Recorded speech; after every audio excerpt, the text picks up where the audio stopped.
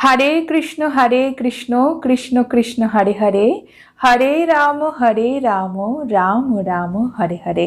রাধে রাধে। নমস্কার ভক্তবৃন্দ। আমাদের সনাতন হিন্দু ধর্মে একাদশী ব্রত অত্যন্ত পবিত্র। একাদশী ব্রত ভগবান শ্রী হরির উদ্দেশ্যে উৎসর্গীকৃত।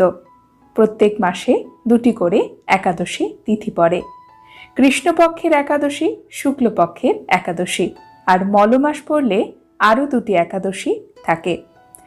বছরে মোট 24টি একাদশী সাধারণভাবে। একাদশী ব্রত পালন করলে আমাদের জীবনে পাপ মোচন হয়, সুখ সমৃদ্ধি আসে, সুস্বাস্থ্য লাভ করা যায়।